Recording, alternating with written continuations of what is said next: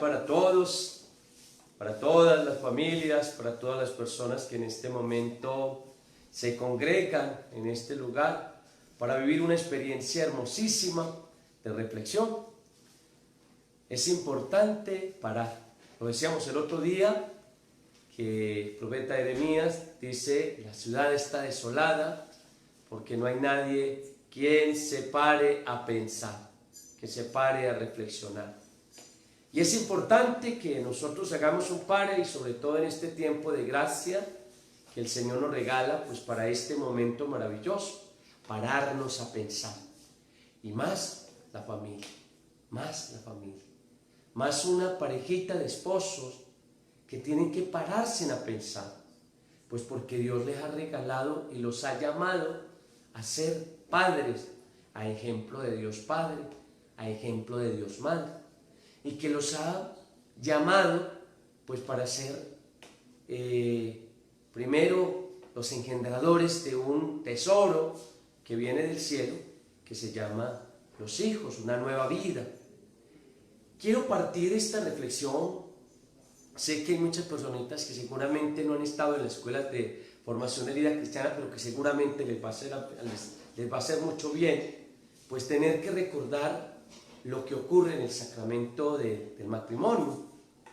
Pues cuando se celebra el sacramento del matrimonio, hay unas preguntas que se hacen y que seguramente Dios, el día que nos llame a su presencia, nos va a pedir cuenta precisamente de eso.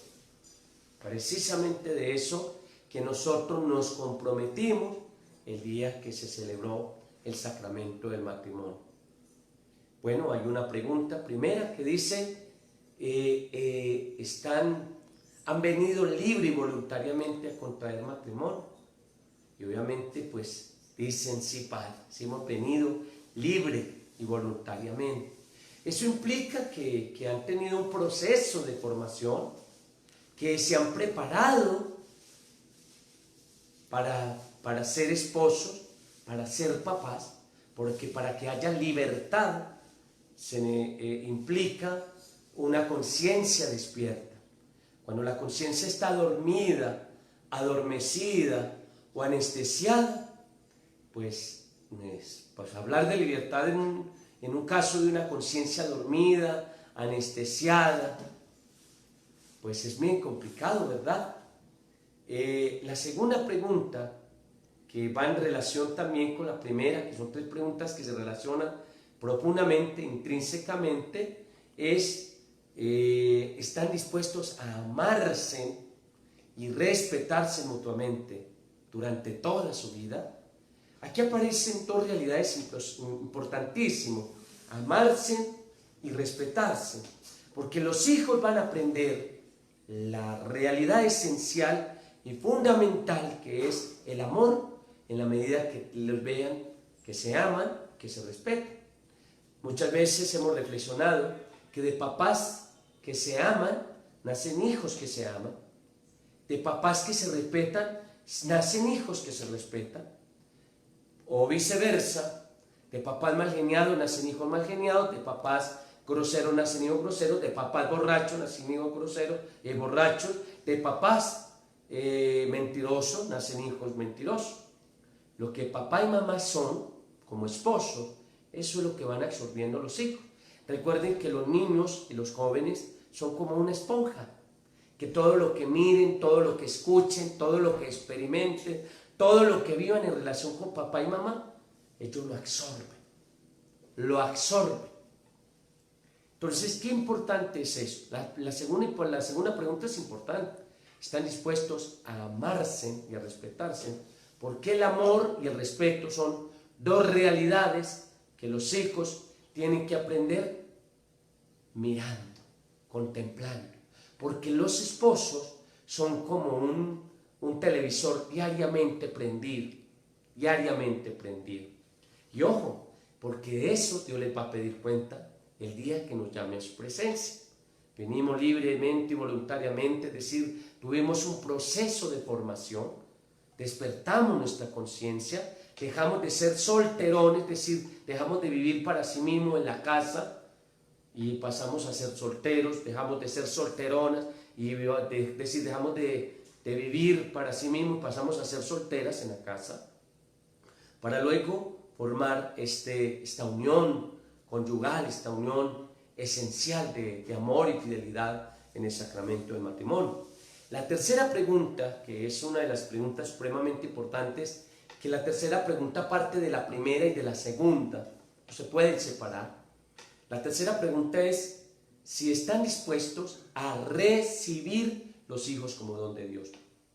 Esta pregunta se le hace a los cristianos, no a los paganos, y no a los que viven según el espíritu del mundo. Están dispuestos a recibir, no a escoger. Hoy en día hemos caído en ese gran error de que los papás hoy en día escogen. No solo quiero tener un hijo, solo quiero tener dos, solo quiero tener tres. Es que Dios no nos ha puesto a escoger, sino a recibir. Igual, la fe nosotros no la escogemos, la recibimos. Igual, no nos pusieron a escoger a papá y a mamá, sino que recibimos a papá y mamá. Fíjate bien que los papás se reciben y los hijos se reciben. Los hijos se reciben. Y eso es importante, sobre todo porque aquel que está escogiendo hijos, cuántos va a tener, ya está en contra de la voluntad de Dios. Y ya uno no podría llamarse cristiano ni cristiana. Yo pienso que es importante que en la mente de un cristiano, de una cristiana, de un papá cristiano, un esposo cristiano, de una mamá cristiana, de una esposa cristiana, se tuvieran tres premisas de Cristo bien clariticas, bien clariticas. Si yo les pregunto, ¿queréis ir al cielo? Me van a decir, sí, Padre, yo quiero ir al cielo. Pero a veces nuestra manera de pensar, nuestra manera de obrar y de decidir no es como como los principios ni las luces que tiene esa persona que quiere ir al cielo. Y quiero decir en esto de recibir los hijos como don de Dios, y la otra parte de la pregunta, de la tercera, dice, y están dispuestos a educarlos según la ley de Cristo y de la iglesia. Ahí no dice, ¿estáis dispuestos a educarlos según la ley del papá o la ley de la mamá? No, según la ley de Cristo y la ley de la iglesia. Es decir, aquí no está diciendo simplemente que sea algo verbal, sino que el papá debe vivir la ley de Cristo, y la ley profunda de Cristo es el amor esencial, es decir, la esencia que lo mueve a ellos es el amor a Dios, el amor a su esposa, el amor a su esposo. Eso es la esencia. El amor referencial, es decir, los hijos comienzan a ver al papá y a la mamá como un punto de referencia. Por eso es que se destruye tanto el corazón de un niño y una niña cuando los papás se separan. Se le desgarra el corazón, se le desgarra la vida. Y entonces comienza el vacío, la soledad, la tristeza, el sinsentido de la vida. Es algo, es decir, es una cosa tremenda. Y el amor fundamental, es decir, los papás son el fundamento, ellos se sostienen, ellos se fundamentan, los papás pasan a ser como una roca donde ellos se sostienen. Qué importante poder recordar esas tres preguntas. ¿Viniste libremente a contraer matrimonio? ¿Libre y voluntariamente? Sí. Nosotros sabemos para dónde vamos. Recuerden que la libertad no es escoger entre un bien y un mal. No, la libertad cristiana es elegir entre varios bienes el mayor. Algún día reflexionábamos con los jóvenes. Imaginémonos que hay varios caminos en la casa. No hay nada que hacer, pero estamos en la casa. Existe la posibilidad de la cama. Existe una película que se llama San Francisco de Asís. Está sobre el escritorio un libro que dice, sed perfectos como mi Padre es perfecto. Y está mi mamá haciendo oficio. Aquí vemos la cama, el libro, el televisor y mi mamá que está haciendo oficio. Si yo soy libre, ¿por qué decidiría? ¿Por qué lado me iría? Aquí es a donde voy para presentar las tres premisas que Cristo nos presenta. La primera premisa que dice Cristo, yo siempre hago lo que agrada a mi Padre. Eso lo debe decir mamá y papá. Porque a pesar de que son papás, siguen siendo hijos de Dios Padre. Son bautizados. Y perdónenme que aquí pongo un paréntesis. Dice el Papa Francisco, qué doloroso es que a los novios les exigimos la partida de bautismo. La vida bautismal no la exigimos. Y lo que va a sostener el matrimonio no es tanto la partida de bautismo. Lo que va a sostener la vida matrimonial, la vida fiel, la vida de amor, es la vida bautismal que cada uno llevó en su casa. Es decir, la vida de ser hijo de Dios Padre. La vida de ser hijo de Dios Padre. ¿Sí? Eso es lo que va a sostener. Si yo viví una vida de hijo de Dios Padre, de hija de Dios Padre, es decir, que todo el tiempo luché, he combatido contra el yo profundo, contra la ira, contra la pereza, contra la soberbia, contra el orgullo, contra la vanidad, contra tantas cosas, seguramente que voy a ser capaz de ser un hijo de Dios como papá, una hija de Dios como mamá, un hijo de Dios como esposo, una hija de Dios como esposa. Esa es la primera premisa de Cristo. Bueno, una de las premisas de Cristo. Yo siempre hago lo que agrada a Dios Padre. Lo más terrible es que cuando el papá o el esposo o la esposa dicen, yo hago siempre lo que me agrada, ya esa promesa que le hicieron a Dios el día que se casaron, fueron mentiras. Mentiras. ¿Saben quién es el padre de la mentira? El diablo. Entonces, cuando yo siempre hago lo que a mí me agrada, yo ya estoy siendo no hijo de Dios Padre, sino hijo del diablo. Duele decirlo fuerte, ¿no? Cuando yo me obedezco a mí misma, como esposa o como madre, yo ya estoy siendo hija del diablo, no hija de Dios. Recuerde que el mismo Cristo le dice a Pedro, no le está diciendo al diablo, apártate de mí, Satanás, porque piensas como los hombres y no como Dios. Y el que quiera seguirme, me quiera seguir, renuncia a sí mismo. Entonces yo ya estoy siendo hija del diablo, hija del mal. Entonces mi hijo, mi hija, están mirando, están aprendiendo, no de Dios, sino del mal. Pero qué interesante, mis queridos hijitos, pensar en esa premisa. Un papá y una mamá. Yo siempre hago lo que agrada a mi padre. Pero a veces nosotros vivimos al dictado de lo que me agrada, de lo que me gusta, de lo que yo pienso, de lo que a mí me parece, de lo del yo profundo. Qué tragedias hay en las familias cuando una persona se deja llevar por el yo profundo, por lo que yo pienso, lo que a mí me gusta, lo que a mí me parece. Qué tragedia, qué heridas, qué llagas se forman en los corazones de un hijo, de una hija. Son unas llagas tremendamente difíciles.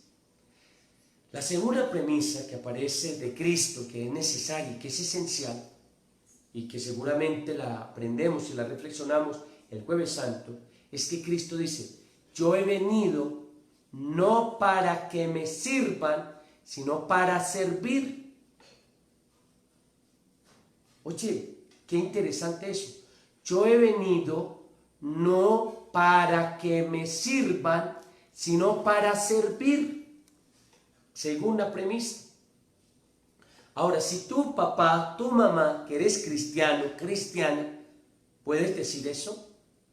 Yo he venido para servir, no para que me sirvan. Pero a veces pareciera que el esposo o la esposa, porque eso ocurre ya en los dos, no, yo he venido para que me sirvan. Yo he venido para que me sirvan. Ustedes se imaginan las tragedias que ocurren cuando nos preocupamos por eso, para que me sirvan. Entonces la esposa pasa a ser una esclava del esposo y el esposo está estirajado allá en la cama mirando tele, o está allá, porque hoy en día ya no es solo el tele, sino el celular o el computador en algunas ocasiones. Ahí ya no es cristiano. Ya no es cristiana. Me puede decir, sí, yo creo en Dios, Padre, pero ¿de cuál fe me hablas? ¿De cuál fe me hablas?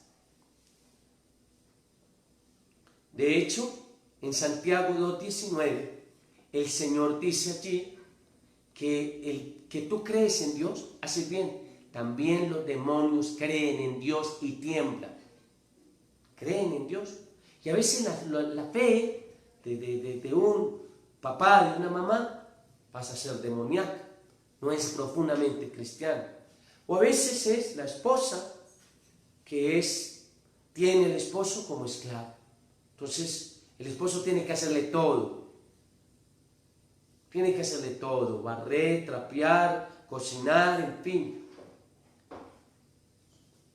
¿Eres cristiano? ¿Eres cristiana? Entonces, fíjate, esa tercera pregunta es bien tremenda, ¿no? Supremamente tremenda. Supremamente tremenda. Porque están dispuestos a recibir los hijos como don de Dios y a educarlos según la ley de Cristo y de la iglesia. No tenemos esa conciencia despierta. Y yo sé que seguramente en sus corazones está habiendo como un malestar tremendo, pues porque no hemos hecho la voluntad de Dios, sino mi voluntad. Vuelvo y pregunto, ¿quieres ir al cielo? ¿Y será que así como estás viviendo vas a ir al cielo? ¿Y qué tal si te llega el virus COVID-19? ¿Y qué tal si ese COVID-19 te lleva? ¿Cómo le vas a responder a Dios? La tercera premisa que dijo Cristo, la primera era, yo siempre hago lo que agrada a mi Padre. La segunda, yo he venido a servir, no a que me sirven. La tercera dice, aprended de mí, que soy manso y humilde de corazón, y encontraréis descanso. La mansedumbre, que es el dominio de sí mismo, que no es dejarse llevar por el mal genio, la ira, y la humildad, no dejarse llevar por la soberbia. Yo me atrevería a decirles, queridos esposos, queridos papás, que es muy necesario que tuvieran grabado esas tres premisas en la mente y en el corazón. La primera, yo siempre hago lo que agrada a mi Padre. Ustedes son papás, pero siguen siendo hijos de Dios. Y un hijo de Dios debe practicar esa premisa. La segunda, no he venido a ser servido, a que me sirvan, sino a servir. Y tercera, dice Cristo, aprendan de mí que soy manso y humilde de corazón y encontraréis descanso. No se imaginan lo que cansa un papá malgeniado. Cansa. Una mamá malgeniada. Cansa. Un esposo malgeniado. Cansa. Una esposa malgeniada. Cansa. Sí. Eso cansa demasiado. Ahora, si son malgeniados, pues ¿qué están recibiendo sus hijos? Pues eso. Uno muchas veces causa curiosidad cuando uno como sacerdote le pregunta a los papás, ¿ustedes aman a sus hijos? ¡Padre! ¿Cómo se le ocurre decir esa pregunta? Pues obvio. Si aman a sus hijos, ¿por qué siembran tanto estiércol en sus hijos? ¿Por qué los hieren? ¿No me dicen que los amas? ¿Acaso el amor hiere? ¿Acaso el amor es malgeniado? ¿Acaso el amor es orgulloso? ¿Acaso el amor es soberbio? ¿Acaso el amor es gritón? ¿Acaso el amor es egoísta? ¿No me dicen que los aman? Pudiéramos preguntarnos de qué clase de amor estás sembrando en esos hijos. ¿Qué clase de amor? Esto nos tiene que cuestionar mucho. Yo he querido traer este es un texto para padres de familia. Pero hay un texto hermosísimo del Concilio Vaticano II, documento de la Iglesia, un parrafito que nos habla sobre la educación de los hijos. ¿Cuánto se necesita de preparación un joven, una joven para educar a un niño? ¿Cuánto se necesita? 20 años. Porque el niño que van a tener es un tesoro que viene de Dios y hay que cuidarlo a la manera de Dios. ¿Sí? Hay que cuidarlo a la manera de Dios. Hay que alimentarlo a la manera de Dios. Hay que ayudarle a él a la manera de Dios. Porque es un don de Dios. Están dispuestos a recibir los hijos como don de Dios. ¿Sí? Como don de Dios. Entonces, mis queridos hijitos, dice así el Concilio Vaticano II, es decir, la Iglesia. Cuando habla la Iglesia, habla Cristo. Cristo lo dice en San Lucas, en el capítulo 10, versículo 10, dice: quien a ustedes los escucha, le dice a los apóstoles, me escucha a mí. Y quien a ustedes los rechaza, me rechaza a mí. Y si me rechazan a mí, rechazarán al que me ha enviado, es decir, a mi Padre. Entonces, cuando el Concilio Vaticano II habla, ahí está hablando Cristo. Escuchemos.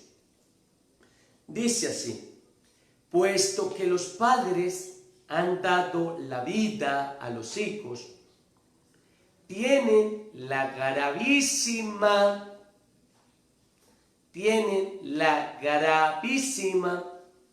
obligación de educar a los hijos. Y por tanto, hay que reconocerles como los primeros y principales educadores de sus hijos.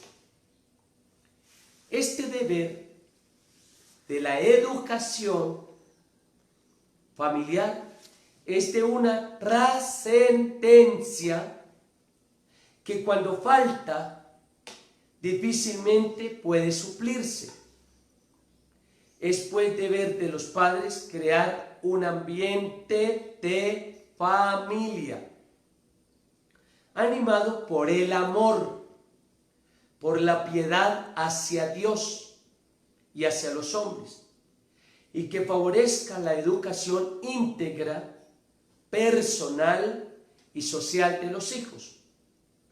La familia es, por tanto, la primera escuela de las virtudes sociales que todas las sociedades necesitan. Hasta ahí el Concilio Vaticano II es por lo menos este párrafo que habla sobre la educación de los hijos. Papás, comprometerse con Dios es algo bien complicado. Todo lo que Dios promete, lo cumple. Papá Dios nos promete, todo lo que Él prometió, lo cumplió. Y lo sigue cumpliendo. Pero lo que nosotros le prometemos a Dios, tenemos que cumplirlo. ¿Qué pecado tan grave no cumplir lo que le prometemos a Dios Padre? ¿Qué pecado tan grave? Tan grave. Sobre todo eso de la fidelidad y del amor. ¿Cuánto duele un matrimonio que se han separado después de que prometieron fidelidad y amor? ¿Cuánto le duele a Dios? Y a veces es tan doloroso para uno como sacerdote, hasta incomprensible, cuando una mujer deja a su esposo y a sus propios hijos, lo cambia por otro hombre que no es su esposo, y se va y los abandona. Cambiar a Dios es una idolatría. Sus hijos son don de Dios, Dios se los dio. Qué doloroso, qué cruel. Porque es que se ha dejado llevar por el yo profundo. Eso es cruel. ¿No se imaginan cuando uno escucha a un hijo o una hija que lo abandonó su mamá o su papá? El dolor cruel, la llaga cruel que hay en el alma. El día que fueron a bautizarlos, Cristo, a través del sacerdote, les preguntó: ¿saben que están obligados? Oye, ¿saben que están obligados? ¿Por qué les digo que obligados? Oye, padre, pero deberían decir si están dispuestos o no estamos dispuestos. A ver si decimos, ya el niño existe, ya es una obligación, el niño existe. Lo dice el Concilio Vaticano, puesto que los padres han dado la vida a los hijos, la vida biológica, la vida divina, en el bautismo, tienen la gravísima obligación de educar a los hijos. Gravísima obligación. Pero recuerden que la educación no es según papá o según mamá. Los papás son administradores, no dueños de sus hijos. Son administradores. Una cosa es ser administrador, otra cosa es ser dueño. Cuando hay alguien administrando una finca, pues la finca no se administra a la manera del administrador, según las leyes del administrador, según las ideas del administrador, sino según las leyes, las ideas y los proyectos del dueño. Esos niños ya tienen dueño, pero papá y mamá no son dueños, son administradores. Los administradores no tienen ninguna, digámoslo así, autoridad por fuera de Dios. La autoridad la da Dios. Deben contar siempre con Dios. ¿Están dispuestos a educar a sus...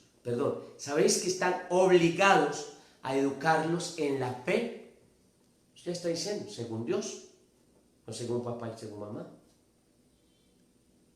Por eso hoy en día tenemos tantos hijos delincuentes.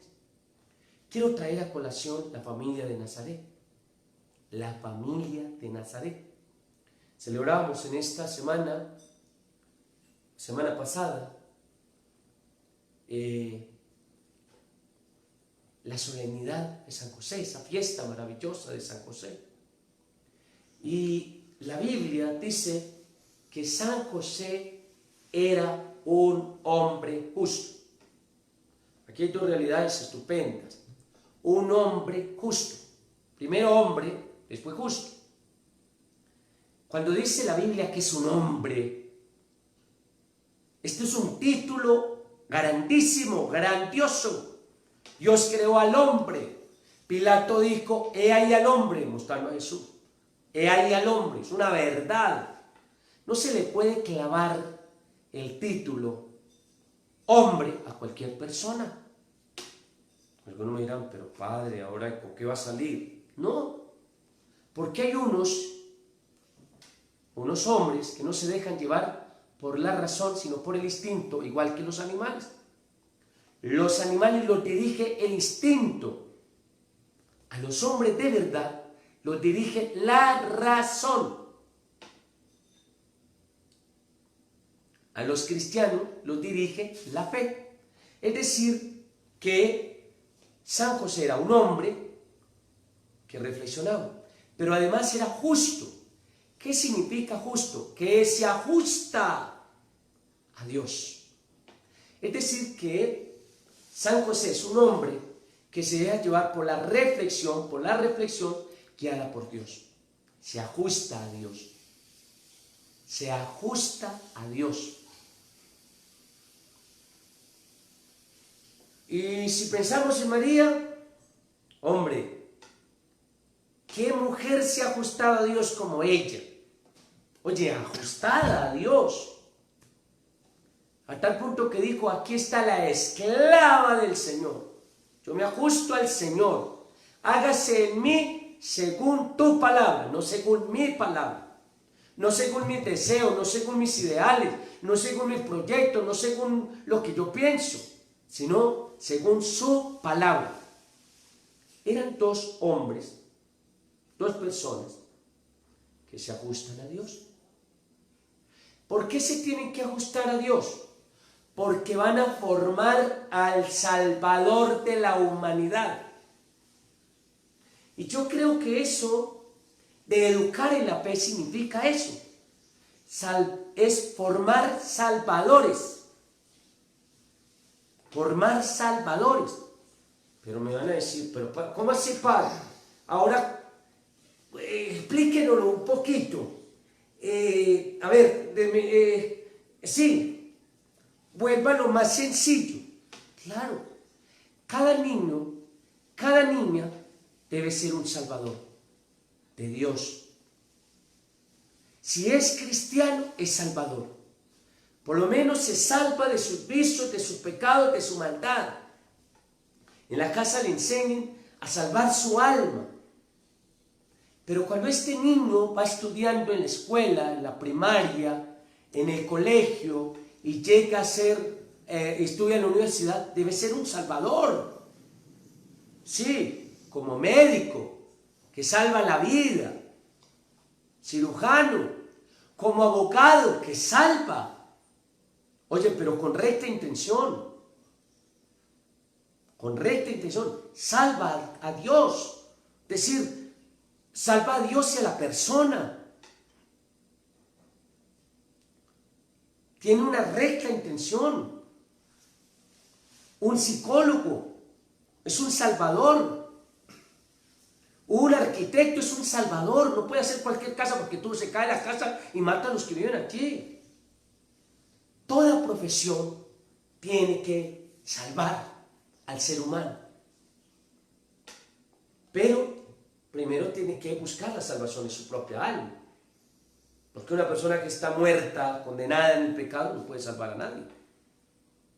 Por eso, si papás y mamá están ajustados a Dios, se han preparado muy bien, pues de esa misma manera van a hacer que su hijo sea un salvador. Me preguntarán, padre, ¿y una modelo salvadora? ¿Ustedes qué piensan? ¿Será que una modelo salva? Si fuera modelo de Dios, modelo de virtudes, yo creo que se salva. Pero una modelo pagana, mundana, que vive mostrando su cuerpo, esa no salva. Esa engendra y despierta la lujuria. Tenemos que pensar y ayudar a los hijos en eso. Educar en la fe es una responsabilidad muy, muy grande. Papá, mamá, es una responsabilidad muy grande. Pero para poder formar un Salvador, es necesario estar ajustado a Dios. Ajustado a Dios. Y cuando un hombre es ajustado a Dios, es un buen esposo y es un buen papá. Una mujer ajustada a Dios es una buena esposa y una buena mamá. Son justos. Y diríamos en palabras del más allá, son santos. Entonces, esto es importante, ¿verdad? Tienen la gravísima obligación de educar a los hijos. Y por tanto, se reconocen a los papás, escuchen esto, que lo habla la iglesia, es decir, Cristo, se reconocen como los primeros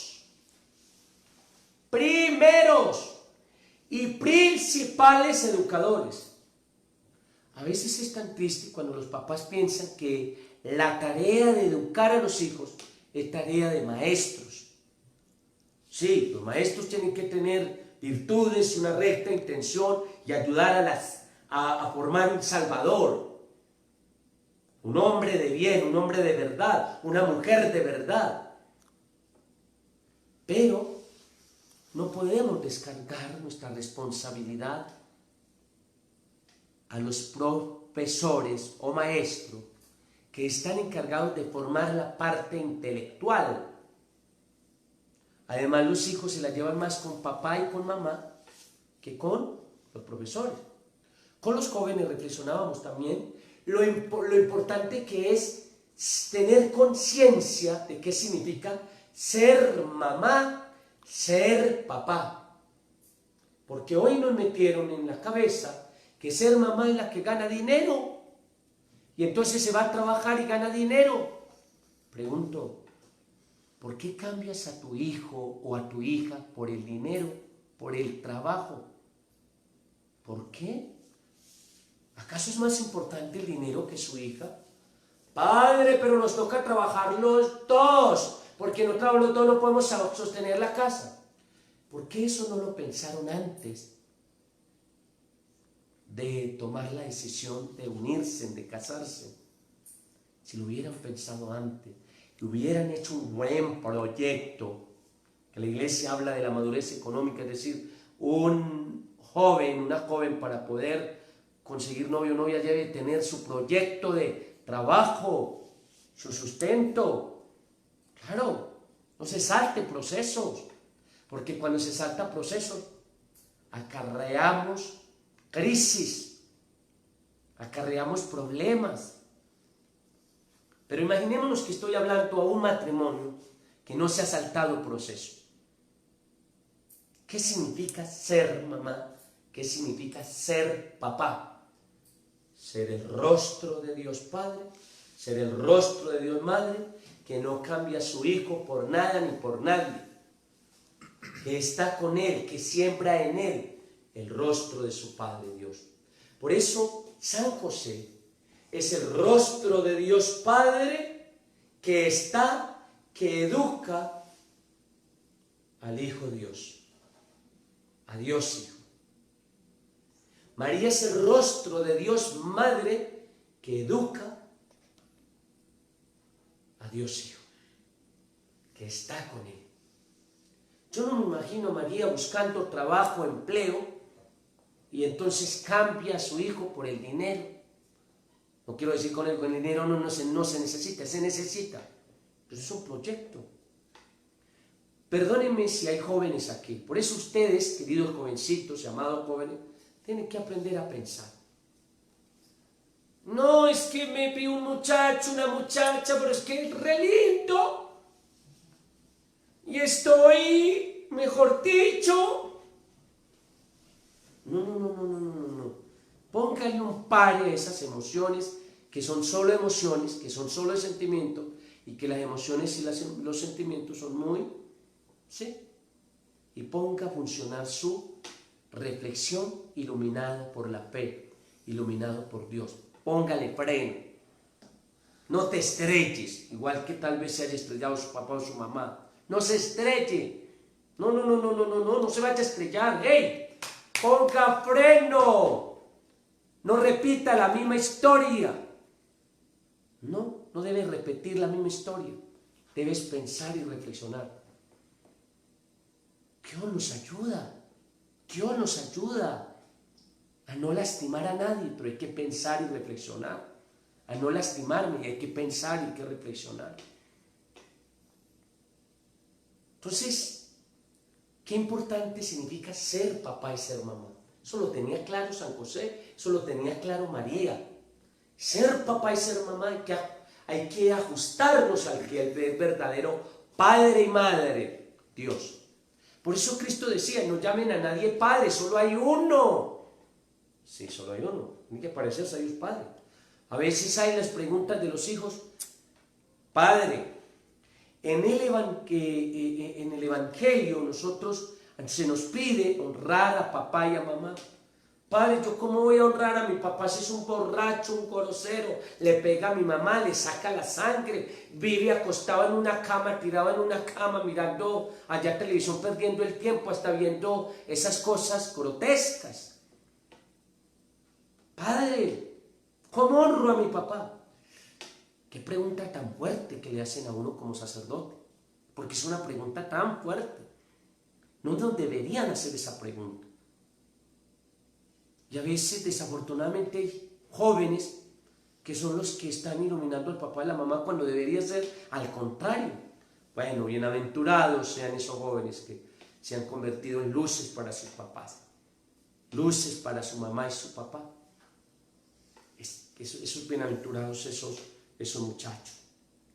Entonces los papás, los esposos, son primeros y principales educadores de sus hijos.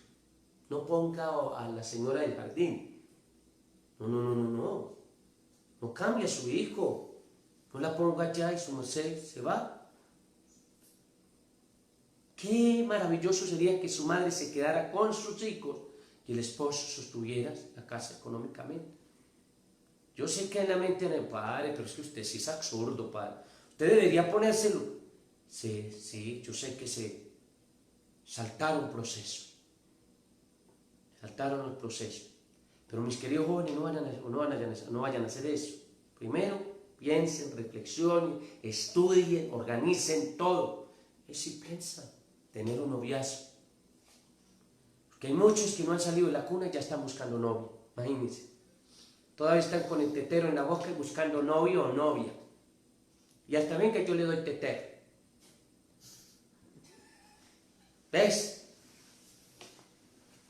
Entonces mis hijos, este pare a pensar y a reflexionar nos hace mucho bien a nosotros.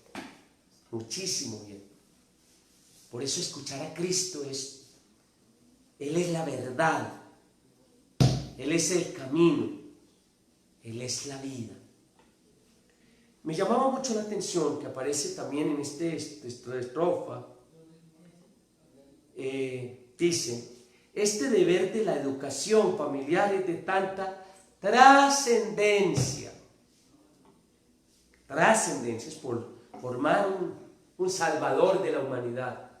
Por eso es que se dice que la familia es la base y la célula base de la sociedad. ¿Por qué la sociedad está mal? Porque la familia está mal. Todas las familias están mal. Hoy tenemos papás complacientes y no papás valientes. El papá le complace los defectos, le complace que su hijo gane mucho dinero, le complace todo a su hijo, pero no es un papá valiente, firme para ayudarle a que liberarse de vicio y a que él ejercite virtudes y valores. Pobrecito cuando los papás se mueran. Lo que Dios les va a pedir cuentas. ¿Dejaste un salvador el día? ¿O dejaste un delincuente y un problema para la sociedad? Pobres papás cuando se mueran y dejen hijos borrachos, hijos groseros, hijos que le peguen a sus esposas, hijos deshonestos, que lo más importante para ese muchacho es el dinero y no las personas. Es una formación una educación trascendente. Si tú formas un hijo salvador, un hijo cristiano, imaginémonos que llega a ser médico. Si llega a ser médico, pues un médico cristiano se va a preocupar por salvar la vida de las personas. Pero un médico que no es cristiano se va a preocupar por salvar la plática que traen los pacientes en el bolsillo. Si forma un sacerdote cristiano, se va a preocupar por buscar un salvador de almas. Pero si formas un sacerdote pagano, un chico que quiere ser sacerdote, pero pagano, él está salvando las ofrendas. Qué misión tan grande tienen los papás. Qué misión tan grande. Qué responsabilidad tan gravísima. Es una de las formas, una de las misiones más delicadas. Grandísima. A veces nosotros decimos, no, es que los delincuentes están afuera. Pero, hombre, su hijo, ¿por qué se porta así? Y a veces queremos corregir a los hijos sin mirarnos a nosotros mismos. Bueno, ya después lo hablamos después. Dice así, que cuando falta difícilmente puede suplirse. Nadie puede suplir lo que un papá y una mamá pueden hacer. Nadie lo puede suplir. Nadie será capaz de llenar el amor de su hijo, de su hija, amor de padre, sino solo el papá. Nadie podrá llenar a su hija de amor de padre, de amor de madre, si no es solo su mamá, nadie más. Por eso hay tantos hijos tan desgarrados, tantos hijos llenos de llagas. Queremos que mi hijo sea perfecto, pero no nos damos cuenta que estamos formando un hijo lleno de llagas, lleno de heridas, lleno de vacíos. Y a veces peleamos con eso, con las actitudes, los actos de los hijos y las rebeldías, sin darnos cuenta que nosotros mismos los sembramos. Muy bien, sigamos. Dice aquí, es pues deber de los padres crear un ambiente familiar, de diálogo, de comprensión, de amor. Y eso comienza pues por los esposos, ¿no? De diálogo, comprensión. Donde está un ojo está el otro. Bonito, ¿verdad? Cuando el Señor dice que los dos son un solo cuerpo. Bueno, si la esposa está aquí en la cocina, voy a ayudarle a lavar la loza. ¿Cómo se sentirían de felices los hijos cuando ven que el papá lava la loza? Cuando lo ven trapeando, cuando lo ven barriendo. ¿Cuántos muchachos no hacen eso? Porque no lo ven el papá. A veces el papá, vaya mi hijo y lava la loza. Papi, ¿usted lava la loza? No. Pues las palabras convencen, pero el ejemplo arrastra. El ejemplo arrastra. ¿Cierto? Entonces, mis hijitos, dice, es pues deber de los padres crear un ambiente familiar animado por el amor, por la piedad hacia Dios, por un respeto profundo hacia Dios y hacia los hombres. Porque a veces aparece un respeto profundo hacia Dios, pero no hacia los hombres. A veces uno encuentra papás, incluso mamás, que tienen un respeto hacia Dios, pero no le hablan al vecino, hablan muy mal del vecino. Ahí no hay piedad, ahí no hay fe, ahí no hay nada. Y entonces hablamos de ese desgraciado y esa y no sé qué, bueno, cosas muy desagradables de las personas. Y los hijos ven y escuchan eso. Y creen pues que ese Dios que nosotros creemos está de acuerdo con eso. Que eso es lo que nos enseña. Entonces es una manera muy equivocada de hablar de Dios, de tener una piedad hacia Dios. Dice, voy a leerlo completo. Es pues deber de los padres crear un ambiente de familia animado por el amor, por la piedad hacia Dios y hacia los hombres, que favorezca la educación íntegra, personal y social de los hijos. Cuando la sociedad ve a un hijo, uno sabe cómo es el papá y la mamá. Uno sabe cómo es el papá y la mamá. Entablar un diálogo con un hijo, con una hija, algún muchacho, una muchacha, no sabe cómo son los papás, cómo es la vida en casa, cómo es la vida de familia. La familia es, por tanto, la primera escuela de las virtudes sociales que todas las sociedades necesitan. De papás cristianos nacen hijos cristianos, nacen hijas cristianas. Mis queridos esposos, mi querida familia, que sé que están mirando este video, que están escuchando esta reflexión, esto nos tiene que hacer pensar mucho, nos tiene que hacer pensar demasiado. Y bueno, pues ahora se van a parar a pensar. Qué bueno que ahorita después de este diálogo,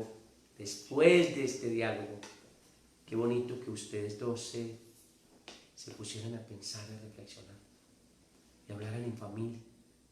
Pues esto es una propuesta que Dios ha querido con este retiro espiritual a nivel universal, a nivel mundial. Todos en casa. Oye, aproveche este momento. Reflexionen como esposos. Mírense en qué errores han cometido. Mírense qué cosas han hecho mal.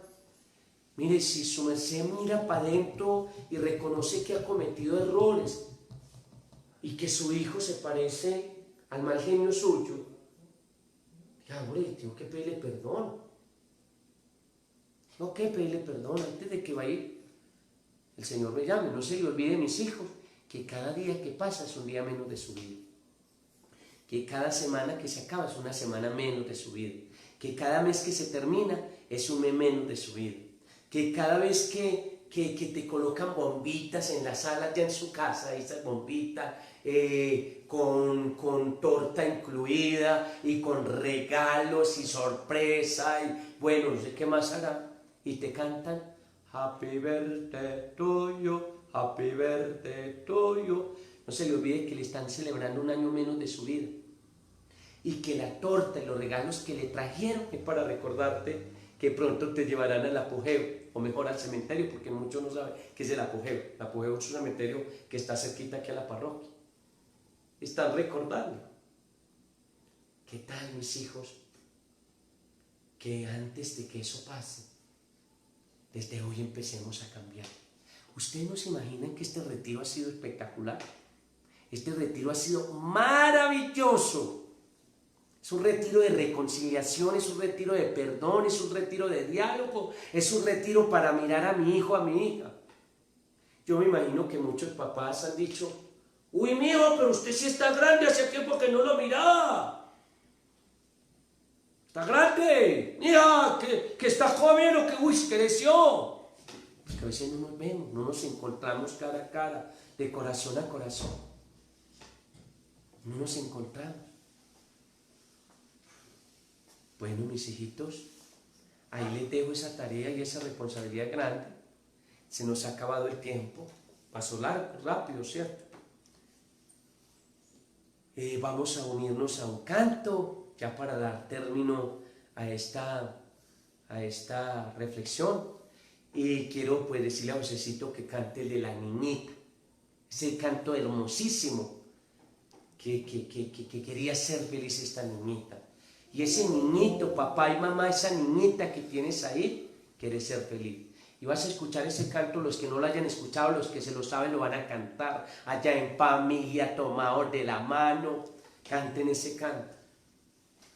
Y solo esa niñita podrá ser feliz si papá y mamá se lo enseñan, con la vida y con las palabras. Entonces empezamos el canto de la niñita. Escuchen, los que no lo hayan escuchado. Un día una niñita se acercó, mirándome a los ojos sonrió. Trae en la mano el lápiz y el papel, tarea escolar para cumplir. Y preguntó sonriendo muy graciosa, ¿qué es preciso para ser feliz? Amar como Jesús amó, soñar como Jesús soñó, pensar como Jesús pensó, vivir como vivió Jesús, sentir lo que Jesús sentía, sonreír como Jesús sonreía, y al llegar al fin del día sé que dormiría mucho más feliz. Sentir lo que Jesús sería, sonreír como Jesús sonreía, y al llegar al fin del día sé que dormiría mucho más feliz. Oyendo lo que hablé ya me miró y dijo que era lindo lo que hablé. Pidió que repitiera por favor, que no dijera todo de una vez. Y preguntó con la misma sonrisa, ¿qué es preciso para ser feliz? Vamos todos. Amar como Jesús amó, soñar como Jesús soñó, pensar como Jesús pensó, vivir como vivió Jesús, sentir lo que Jesús sentía, sonreír como Jesús sonreía, y al llegar al fin del día sé que dormiría mucho más feliz.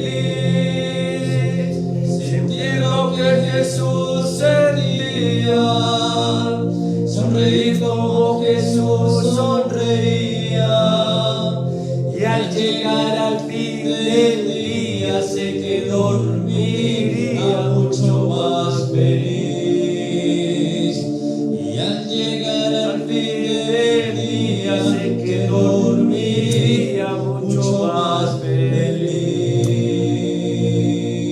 Después que terminé de repetir, sus ojos no salían del papel. Mirando la peli le sonreí, pedí que por favor fuera bien, y ella con angélica sonrisa se marchó tarareando así: amar como Jesús amó, soñar como Jesús soñó, pensar como Jesús pensó, vivir como vivió Jesús, sentir lo que Jesús sentía, sonreír como Jesús sonreía.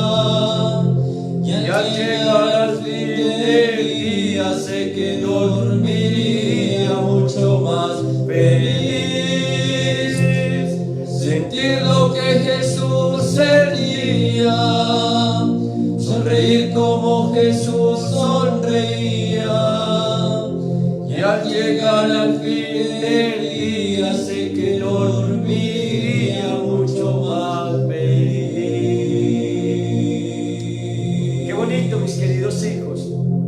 Eso es lo que tienen que ser sus hijos, que se vayan tatareando así, que para ser feliz hay que amar como Jesús, hay que soñar como Jesús, hay que vivir como Jesús, hay que sentir como Jesús, hay que sonreír como Jesús. Y al llegar al fin del día, dormir muy feliz, porque viviste un día como Jesús, que lo aprendiste de papá y de mamá, porque absorbieron lo que vieron en ellos, el amor, el respeto y la fidelidad. Mis queridos hijitos, Dios me los bendiga, me los guarde y hasta la próxima ocasión. En el nombre del Padre, del Hijo y del Espíritu Santo. Amén.